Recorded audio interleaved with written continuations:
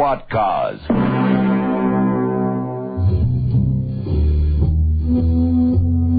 General Motors and their dealer organization throughout Southern Africa proudly bring you the drama, the danger, the thrills, and the facts when the long arm of the law travels in squad cars. The story you're about to hear is true. Details are supplied from the official case filed by the South African police. Only names and places have been changed to protect innocent people involved.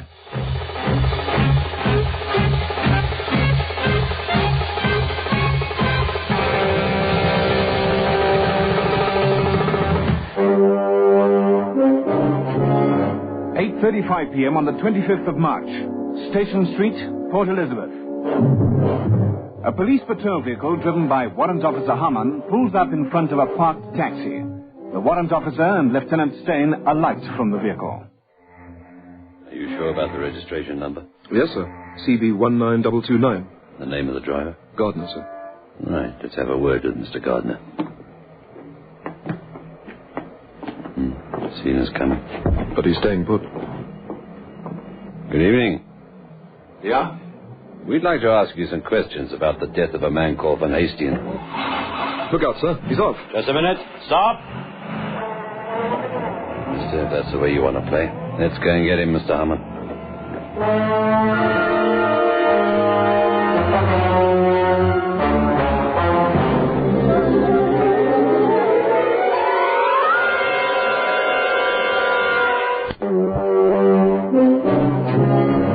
8:36 p.m. The taxi, which was facing northwest, suddenly prescribes a half circle in the road, skidding violently. Then the driver swings the vehicle to the right into Jetty Street. The two policemen run to their car and jump in.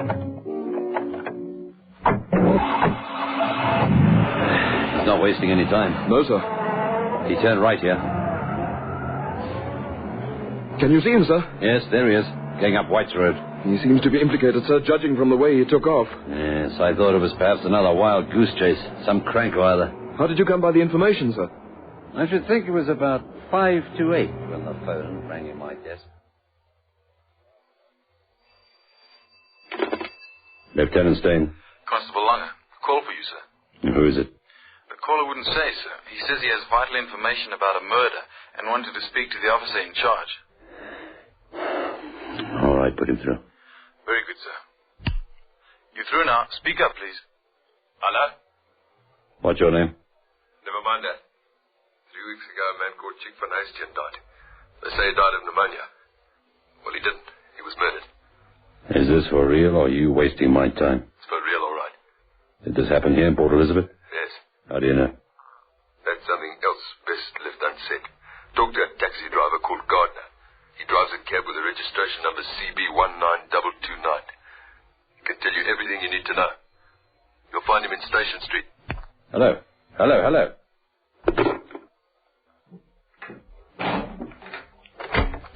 Warrant Officer Hammond. Sir? Bring a car around. We're going downtown. He's doubled back on himself, sir. He's going down Military Road. Crazy fool. Stick with him. Hold tight, sir.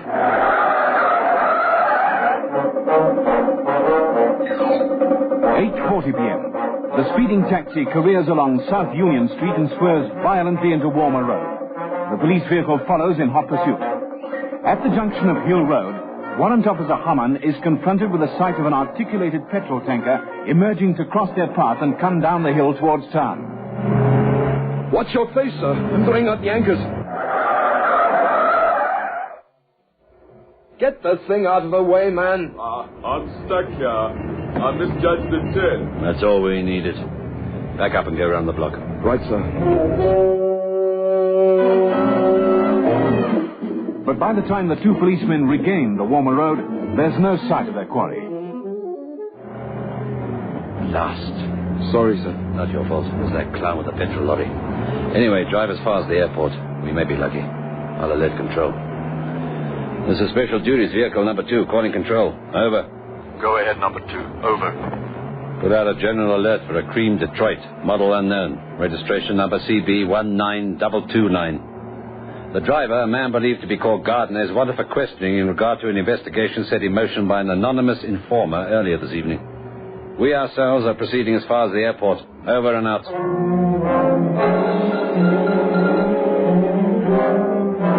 Lieutenant Stain and Warrant Officer Hamann actually drive 30 miles beyond their objective without seeing any sign of the vehicle they're pursuing. Disconsolately, they drive back to Port Elizabeth, where the investigation is resumed early the next day. Come on.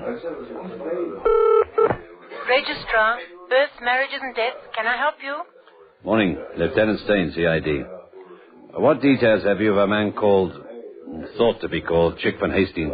I have reason to believe that he died some 3 weeks ago. Just hang on. I'll look it up for you. Thank you. Any news of that taxi, Mr. Hammond? No, sir. But I've managed to get Gardner's address from the licensing office. The name's correct, sir. Henry Gardner, Russell Heights, Main Street. I've got the car out in the front if you want to go down there. Good, when I'm through here. Right, sir. Hello? Yes, still here. The only Van Hastings who died around that time was called Cedric. He was pronounced dead on arrival at the hospital on the evening of the 2nd of March. He was of no fixed address and was buried in a pauper's grave. Have you got the death certificate in front of you? Yes. What was the cause of death? It says here, lobar pneumonia. Was there an autopsy? No. Any next of kin quoted? No. What's the grave number? 145 East 25. 145 East 25. Good, thank you very much. Pleasure. Right, Mr. Hammond. Let's go to Russell Heights, Main Street.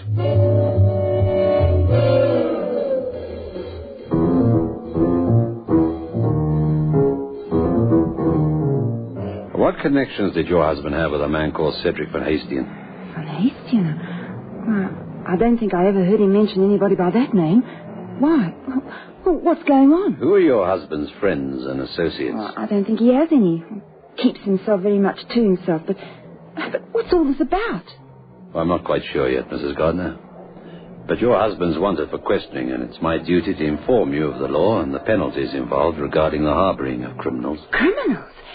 You mean Henry? We tried to talk to him last night, and he behaved in a most suspicious manner. He was last seen driving in the direction of the airport. If he comes back here, you'd be advised to contact me.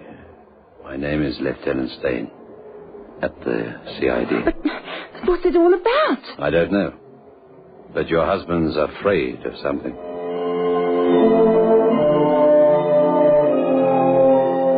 Lieutenant Stain places the facts that he's uncovered at the disposal of the brigadier in charge of the CID, along with a request for an exhumation order. The brigadier is sufficiently impressed to channel the request to the right quarter. The order is granted, and the next day, the 27th of March, sees Lieutenant Stain and Warrant Officer Hamann at the graveside in company with the district surgeon.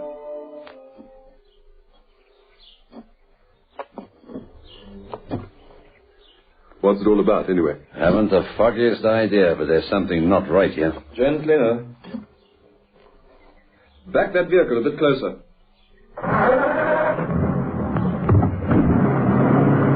You want a post-mortem? Yes, please, Doctor. What are you looking for? Or should I say, what do you want me to look for? I don't know. One of those, eh? Well, it might take a little time. I'm in no hurry.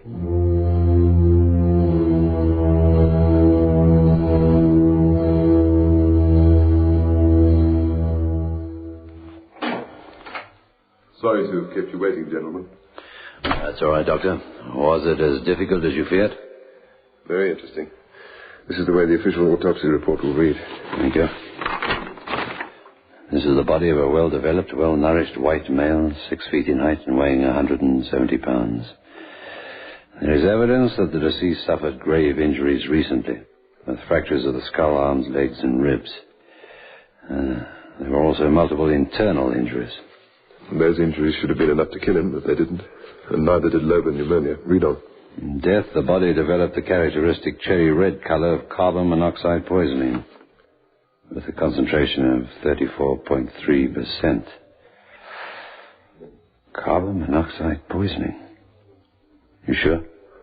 You want a second opinion? No. I just find it strange that some member of the medical profession could have been so obliging as to write on the death certificate pneumonia as the cause of death. Well, anyone can make a mistake. Doctors aren't infallible, you know. Carbon monoxide. A car's exhaust fumes? No. How can you speak with such certainty? When fuel is burned in an engine, there's a residue of carbon. There were no deposits of carbon in Van Hastien's lungs whatsoever. So? I plumbed for coal gas, ordinary household gas that you cook with. Is it suicide, then? Lieutenant, it's up to you to discover that. If it wasn't for Gardner's suspicious behavior, I'd plump for suicide. Gardner? Local taxi driver. He's on the run somewhere. That sounds intriguing. Oh, it is. What's the next move then, sir? Just a minute, Mr. Hammond. Doctor, these other injuries you mentioned, these fractures and so on, you said they indicated recent injuries. How recent? Well, judging from the calcium secreted by the body to repair the fractures, I say that these injuries occurred within the last 6 months. I see. All right, Doctor, thank you. I'd be grateful for a typed copy of the PM report as soon as it's available. Of course. I'll be seeing you again, I suppose. Yes, sure. Where are you off to now? The hospital. Come on, Mr. Hammond.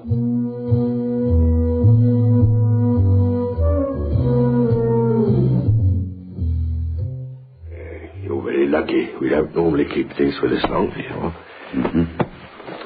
These are the clothes Van Hastien was wearing when he was brought in on the 2nd of March. That's right. Pretty shabby, aren't they? Yeah, typical of a hobo, though.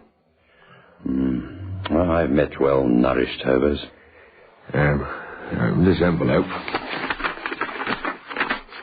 A few things he had on him. Comb, matches, cigarettes, 9 cents, empty half-jack. Not much of a legacy, is it? I'm going to take him with me. You want a receipt? No. No good to us. Shouldn't think they're any dependents. Shouldn't think they'd be worth more than a bob or two. They might be worth a great deal to me. We'll see what they look like under a microscope. Mortuary. Is Lieutenant Stan with you? Hang on. For you. Thanks. Lieutenant Stain? Constable Longer here, sir. Message for you. Henry Gardner has been picked up in Cape Town. Western Cape request instructions. Has he got his car with him? Apparently, sir. Get the Brigadier to issue a request to the effect that he be brought here with the car. Under escort.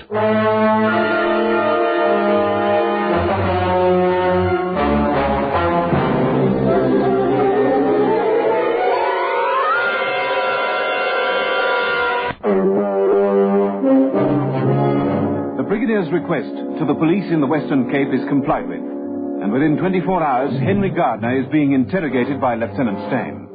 Why did you run away? I was scared. Why? I got fright. Well, so did anyone. Policeman suddenly pitching up at your car door like that. Oh, come on, Gardner. You might get a fright for a few seconds or so, but a policeman at the door of your car shouldn't be enough to send you scurrying across country to Cape Town. What's the game? It's no crime to run away from the police. I ordered you to stop. I didn't hear you. All right, let's try another tack. Who was Cedric Van Hastien? I don't know. Or did you know him better as Chick?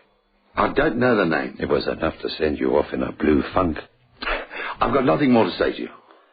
Somebody phoned me, a man, to tell me that Van Hastien had been murdered. He said that you could help us with our investigations.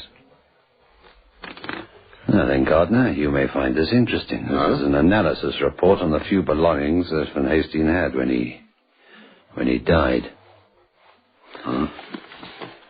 Traces of blood of the A1-MNRH group were found. A carbon test determined that the blood was 115 days old. It was present on the shirt, jacket, trousers, socks, and shoes. So? Well, there seems to be a lengthy report on the various kinds of dust which were found in the clothing. I'm not concerned with that. I'm attracted to this bit, though. Listen. Yes?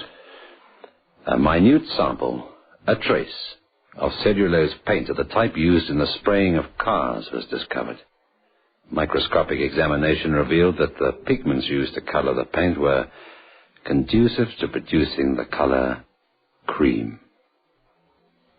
What have you got to say to that? Oh, what do you expect me to say? What does that prove? The color of your taxi is cream. Hey, what are you getting at? Now, look, Gardner, you could save us a lot of time and trouble if you tell me what happened. I don't know what happened. I have nothing to do with this man. Well, we'll see. Just to keep you in the picture, I'd better tell you that I'm going to scrape a sample of paint off your car and send it to the government laboratories for comparison. Meanwhile, you stay here.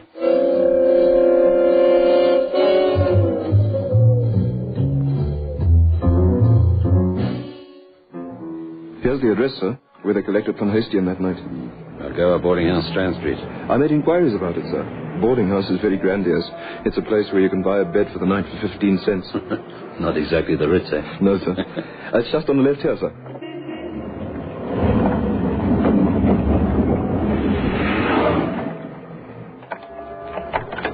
It's apparently run by a Mrs. Combrink. Oma Combrink. Quite a character. Where's the entrance? Up the wooden steps here, sir. Up on the first floor.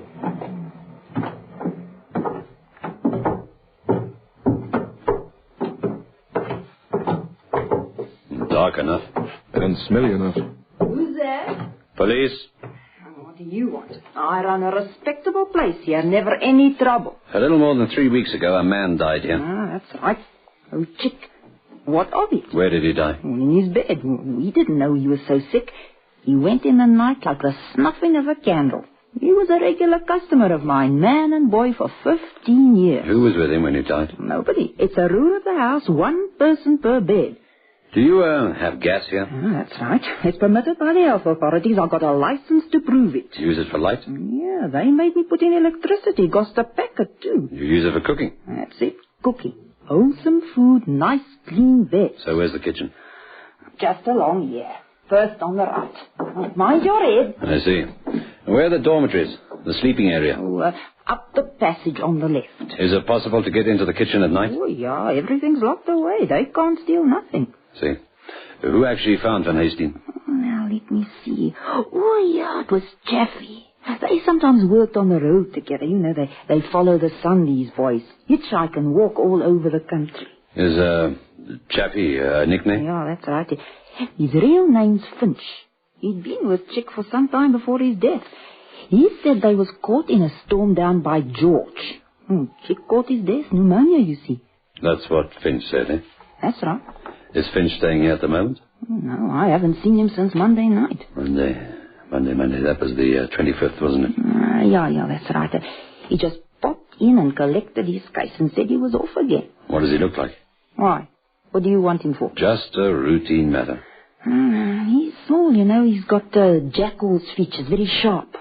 Of course, he's brown and lined. He's skinny, too. But ask any gentleman of the road. They'll tell you where to find him.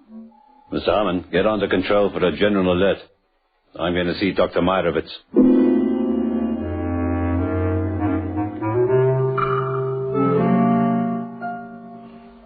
Dr. Meyerowitz, did you sign this death certificate? Yes. Why? What appears to be the trouble? You say that cause of death was pneumonia. Did you treat the man prior to his death? No. What appears to be the trouble? Cedric Van Hastien died of carbon monoxide poisoning. He was gassed. Good heavens, no. Not really. What led you to the conclusion that he died of pneumonia? It was his friend said so. He said he'd been ill for some time with a cough, temperature and so on. He told of how they'd been caught in a storm. It seemed very conclusive. I'm in semi-retirement, you know. To tell you the truth, I was rather anxious to get away from the place. I don't have the practice that I had. I took the man's word in good faith. I hope it's not going to lead to any unpleasantness. The man who gave you the information about Van Hastien's state of health, what did he look like?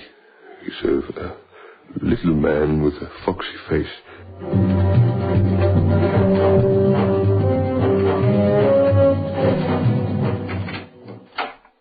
The prisoner, sir. Come and sit down, Gardner. You can't hold me here like this? Yes, I can. And I'm going to hold you until I'm satisfied about the circumstances surrounding Van Hastien's death. I've never heard of the man. How many more times must I tell you? Here's another lab report that I'd like you to hear. Also an analysis. You remember we took a sample of paint from your car? Well, the labs say that it matches the paint found on Van Hastings' clothing. It's impossible. I'm afraid not. You've got forensic science against you, Gardner. This report is properly certified. It's legal evidence. And if I add this evidence to other things which were discovered during a post-mortem examination of Van Hastings' body, I get something which seems to add up to a nasty accident involving your taxi and Van Hastings. That's logic. You examined the body? That's right. The body was exhumed. What have you got to say to that? I want to talk to a lawyer. Yes, certainly. You have that right. Why don't you tell me what happened? Now, I want to talk to a lawyer. I'm not saying another word until I do. Any news of Finch the hobo? Well, I want him found. He's vital in the case. Please, yes, I don't care if he's gone to Southwest Africa. I want him here in P.E. Chaffee? No, I haven't seen him since Durban last year. Must be all of 3 years since I shared a Bloemfontein boiler room with him up in Shauba. Yeah, we wrote the rails together across the border. There was a mistake on my part. They kicked me out of Botswana and told me not to come back. Yeah, my name's Finch. You're under arrest. What for? You're wanted in South Africa. You can't make me go there. I'm afraid we can. You're being extradited. But I haven't done anything. They think differently in Port Elizabeth. You'll be taken there under escort on tonight's train. You're such a VIP, they're having a reception committee laid on to meet you. A Lieutenant Stain.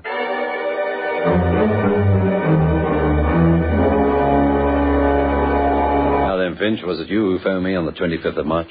Phoned you? Where? Why? I've had the whole story from Gardner. You what? Hey, has he blabbed a lot then? I'm afraid so. You're very seriously implicated in the death of Cedric Van Hastings. Is that what he told you? Yes. Well, let me put the record straight. You're not going to stretch my neck. So let me tell you the way it really happened. I'm listening.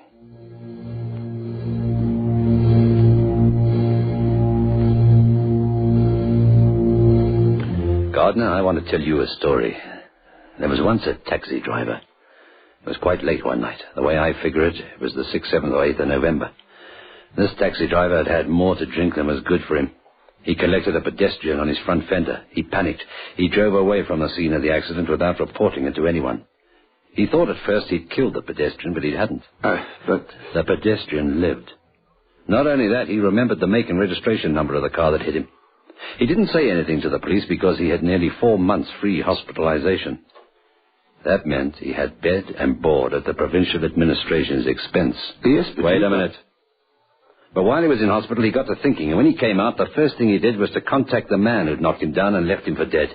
He began to blackmail him, and the taxi driver, realizing that he was in danger of losing his license, and therefore his means of livelihood, decided that it would be best to do away with the pedestrian. Listen. He even went to the lengths of procuring an accomplice. Together, the taxi driver and his accomplice plied the pedestrian with drink until he was insensible. Then they took him, in the taxi, ironically enough, to the Algoa boarding house in Strand Street. They pretended to put him to bed for the night. And during the night, on his own, the taxi driver dragged the poor, unfortunate pedestrian into the kitchen. It was there that he forced a rubber pipe down the pedestrian's throat. The other end was attached to a gas tap.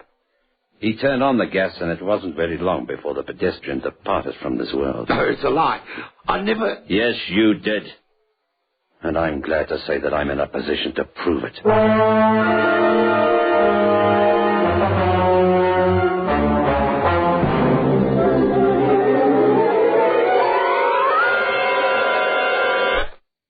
Bulge as he vehemently denies Lieutenant Stain's accusations. Finch is a liar.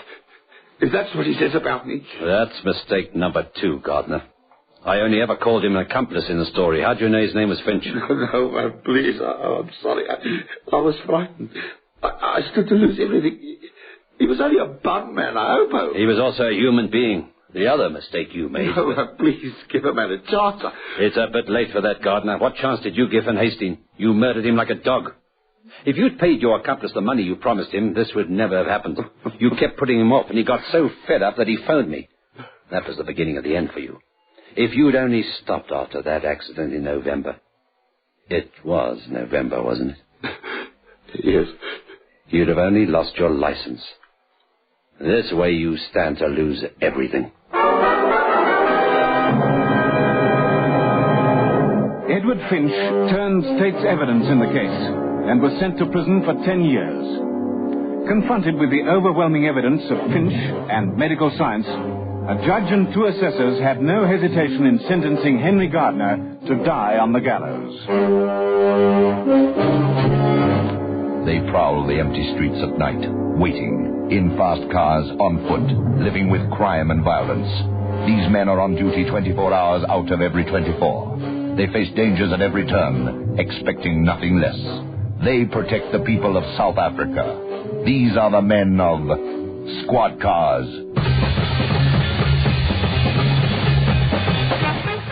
Listen again next Friday evening to another authentic story in our dramatic South African police series, Squad Cars, brought to you by General Motors, makers of the biggest and most exciting range of cars, trucks, and commercial vehicles in the world. Cadillac, Buick, Oldsmobile, Pontiac, Beaumont, Chevrolet, Opel, Holden, Vauxhall, Bedford, GMC, and Ranger, South Africa's own car.